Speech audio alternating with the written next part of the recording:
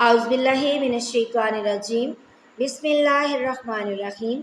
ابو عاصم نے جریر بن حازم سے بیان کیا، انہوں نے کہا کہ میں نے امام حسن بصری سے سنا، انہوں نے بیان کیا کہ ہم نے عمرو بن تغلب سے سنا کہ رسول اللہ صلی اللہ علیہ وآلہ وسلم کے پاس کچھ مال آیا یا کوئی چیز آئی، آپ نے بعض صحابہ کو اس میں سے عطا کیا اور بعض کو کچھ نہیں دیا۔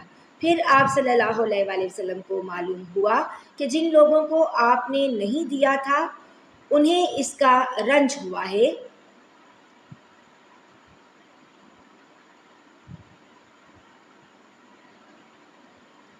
اس لیے آپ صلی اللہ علیہ وآلہ وسلم نے اللہ کی حمد و تعریف کی۔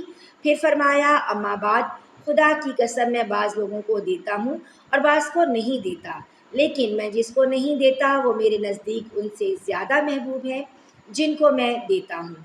میں تو ان لوگوں کو دیتا ہوں جن کے دلوں میں بے صبری اور لالچ پاتا ہوں، لیکن جن کے دل اللہ تعالیٰ نے خیر اور بے نیاز بنائے ہیں میں ان پر بھروسہ کرتا ہوں۔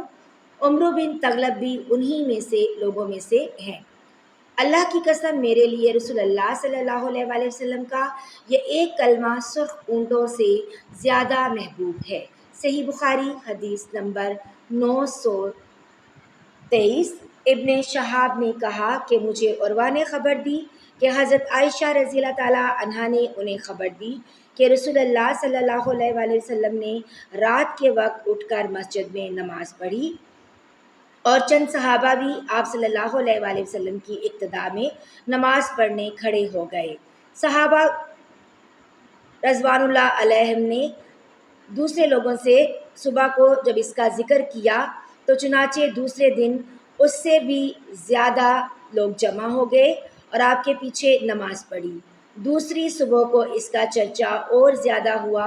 پھر کیا تھا، تیسری رات بڑی تعداد میں لوگ جمع ہو گئے اور جب رسول اللہ صلی اللہ علیہ وآلہ وسلم اٹھے تو صحابہ رضی اللہ تعالیٰ عنہم نے آپ کے پیچھے نماز شروع کی۔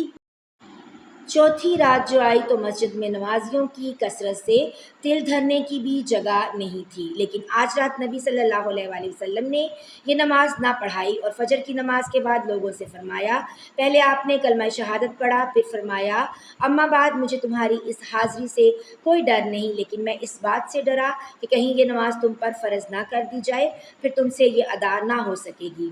اس روایت کی مطابقت یونس نے کی ہے۔ صحیح بخاری حدیث نمبر 924۔ شعیب نے ظاہری سے خبر دی، انہوں نے کہا کہ مجھے عروہ نے ابو حمید ساعدی رضی اللہ تعالیٰ عنہ سے خبر دی کہ نبی کریم صلی اللہ علیہ وآلہ وسلم نماز عشاء کے بعد کھڑے ہوئے، پہلے آپ نے کلمہ شہادت پڑھا، پھر اللہ تعالیٰ کے لائق اس کی تعریف کی، پھر فرمایا، اما بعد۔ ظاہری کے ساتھ اس روایت کی مطابقت